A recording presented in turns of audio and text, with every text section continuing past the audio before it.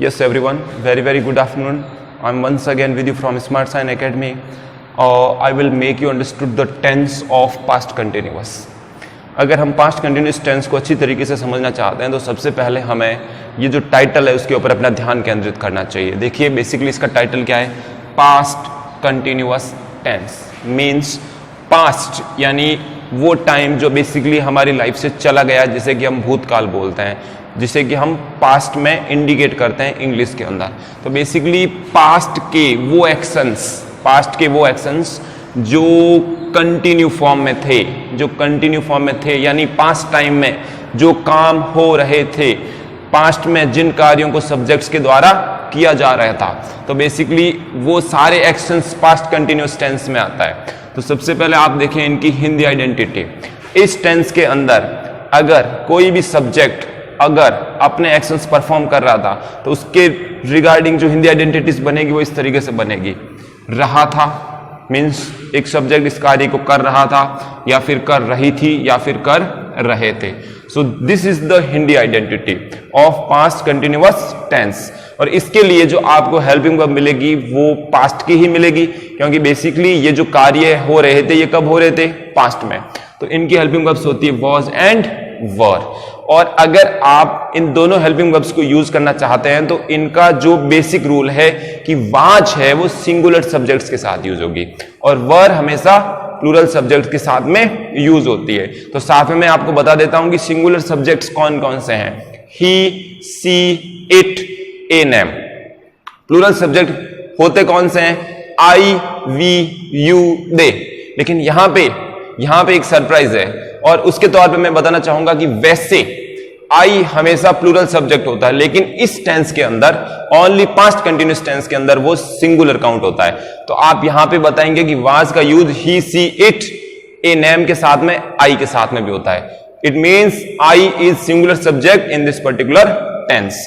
उसके बाद में हम लिखते हैं मेन वर्ब का कौन सा रूल यूज होगा, वो होगा V1 प्लस ING. मीन्स जो एक्शन है उस समय कंटिन्यू था, हो रहा था. अगर कोई एक्शन कंटिन्यू होता है तो उसको हम V1 ING से एक्सप्लेन करते हैं. चलिए सबसे पहले यहां पे है अफर्मेटिव सेंटेंस यानी साधारण वाक्य. इन साधारण वाक्यों को प्राय हम सबसे अधिक बनाते हैं, तो उनकी फॉर्मेशन सबसे पहले हम राइट करते हैं जिसके थ्रू हम सेंटेंसेस बनाएंगे. सबसे पहले आप लिखेंगे सब्जेक्ट के जस्ट बाद में आप क्या मेंशन करेंगे, helping verb. Basically helping verb introduce करना ही सब्जेक्ट के बाद में एक पर्टिकुलर फॉर्मेशन की पहचान होती है कि फॉर्मेशन में सब्जेक्ट के बाद में कॉमनली हेल्पिंग वर्ब ही आती है साधारण वाक्य में. उसके बाद में जो हेल्पिंग वर्ब्स है जो हमने दोनों मेंशन कर दी कि या तो वाज यूज होगी या फिर वर. ये डिपेंड करेंगी किसके ऊपर, सब्जेक्ट के ऊपर. सिंगुलर है तो वाज को यूज कर लीजिए, प्लूरल सब्जेक्ट है तो वर को यूज कर लीजिए. लेकिन ये ध्यान रखिए यहां पे आई सिंगुलर सब्जेक्ट काउंट होगा, उसके साथ में was as a helping verb use होगी.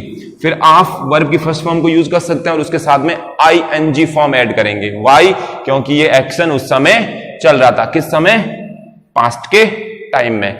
उसके बाद में आप ऐड करेंगे ऑब्जेक्ट्स.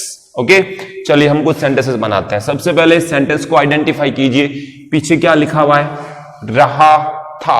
मीन्स वह खाना बना रहा था. सब्जेक्ट है जो वह उस समय पास्ट में खाना बनाने का कार्य कर रहा था. सो हम आइडेंटिफाई कर रहे हैं कि पास्ट कंटिन्यूअस है, तो सबसे पहले हमने क्या सब्जेक्ट लिखा, ही. अब हम सिंगुलर सब्जेक्ट होने की वजह से सिंगुलर हेल्पिंग वर्ब कौन सी यूज करेंगे, वाच. अब बनाना बेसिकली जो इसकी जो वर्ब होती है वो होती है मेक. तो मेक में से ई को पीछे से हटा दीजिए और ING ऐड कर दीजिए, क्योंकि ई और आई दोनों वाउल्स एक साथ में नहीं रहेंगे. और खाने के लिए आप ऑब्जेक्ट्स के तौर पे इसको लिख देंगे food. Okay, got it. Next one, subject आपने क्या लिखा, आई. और यहां पे वाज और वर में से काफी स्टूडेंट्स वर लिख देते हैं बिकॉज वो समझते हैं कि वैसे आई तो प्लूरल सब्जेक्ट है, मैं भी मानता हूं, लेकिन इस टेंस में आई को सिंगुलर सब्जेक्ट माना जाता है. तो आप यहां पे लिखेंगे वाज. मेन वर्ब क्या है, खेलना, जो कि हिंदी आइडेंटिटी के साथ में लिखी हुई है. तो आप लिखेंगे प्लेइंग. और ऑब्जेक्ट क्या है, इन द ग्राउंड. आप लिख देंगे यहां पे इन द ग्राउंड. और इस तरीके से आपका ये सेंटेंस अच्छी तरीके से बन जाएगा. चलिए नेक्स्ट इसी वर्जन में हम ले लेते हैं नेगेटिव अफर्मेटिव, क्योंकि उसके बिना बेसिकली अफर्मेटिव की स्टडी इनकम्प्लीट रहेगी। चलिए let's take negative affirmative. Negative affirmative, अब हमने जो टॉपिक लिया है वो negative affirmative sentence. Affirmative sentence को ऑलरेडी बना चुके हैं, नेगेटिव अफर्मेटिव को बनाएंगे तो उसके लिए भी क्या चाहिएगी, सबसे पहले फॉर्मेशन। तो सबसे पहले टॉपिक लिखेंगे फॉर्मेशन। फॉर्मेशन की बिगिनिंग कहां से होगी, क्योंकि बेसिकली अफर्मेटिव है, नेगेटिव सेंस को तो बाद में डालेंगे, तो सबसे पहले क्या लिखेंगे, सब्जेक्ट। उसके बाद में ऐड क्या करेंगे, हेल्पिंग वर्ब्स, जो क्या होती है, वॉज एंड वर। उसके साथ में क्या ऐड करेंगे, नॉट। नेगेटिव बनाना है ना किसे, अफर्मेटिव को, तो नॉट को कहां पे ऐड कर दीजिए, हेल्पिंग वर्ब के साथ में, V1 प्लस ING, एंड उसके बाद में क्या लिखेंगे आप, ऑब्जेक्ट। चलिए एग्जांपल्स करते हैं। एग्जांपल नंबर 1, राधा अपना कार्य नहीं कर रही थी। राधा पास्ट में अपना कार्य नहीं कर रही थी, हमें यही पता चल रहा है। It means it is sentence, it is a sentence of past continuous and this time around it is not a affirmative. इसको हम बोलेंगे negative affirmative because of the word नहीं, जो नहीं वर्ड आ गया उस वजह से ये नेगेटिव अफर्मेटिव बन गया है। तो सबसे पहले सब्जेक्ट क्या लिखेंगे, राधा। कौन सी हेल्पिंग वर्ब यूज होगी, वाज। साथ में ऐड कर देंगे नॉट। मेन वर्ब क्या है, करना, जिसे हम क्या बोलते हैं, डू। तो यहां पे ऐड करेंगे डू।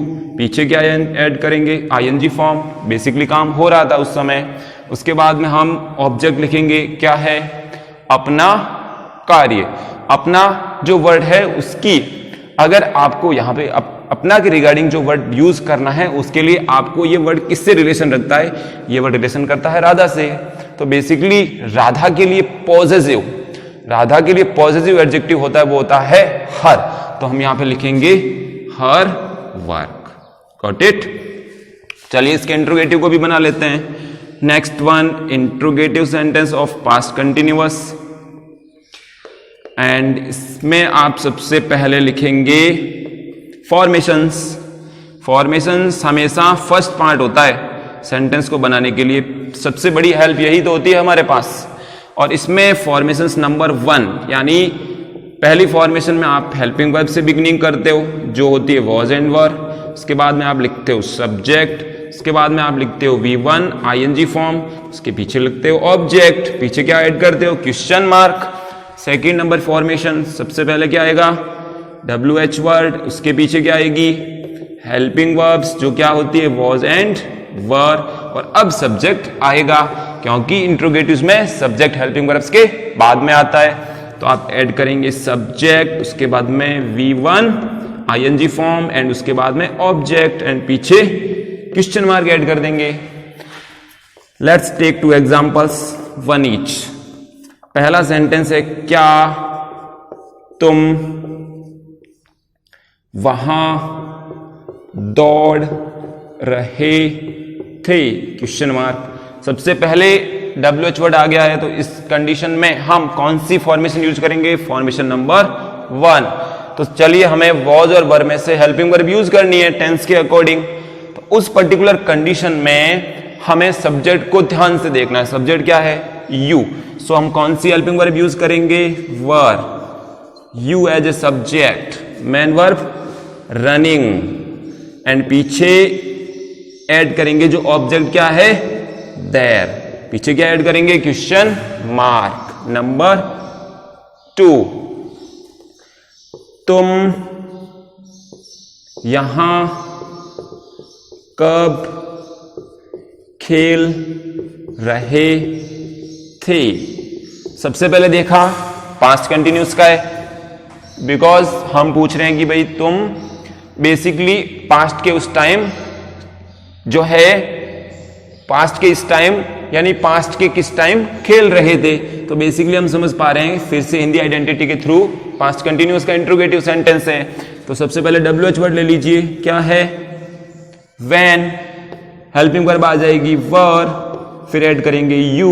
उसके बाद में मेन वर्ब क्या होगी, प्ले। पीछे क्या ऐड करेंगे, ING। सबसे पहले WH वर्ड, फिर हेल्पिंग वर्ब के बाद में आएगा सब्जेक्ट, फिर मेन वर्ब और ऑब्जेक्ट्स क्या है, हियर, पीछे क्वेश्चन मार्क ऐड कर दीजिए। इस तरीके से आपका पास्ट कंटिन्यूअस टेंस अच्छी तरीके से समझ में जो क्लियर हो चुका है। समझने के लिए जरूरी है पहचान, secondly helping verbs, main verb का यूज V1 ING। एक चीज ध्यान रखनी है, आई इस टेंस में सिंगुलर सब्जेक्ट होता है, इसके साथ में वाज लगती है helping verb. Thank you so much for learning this particular tense.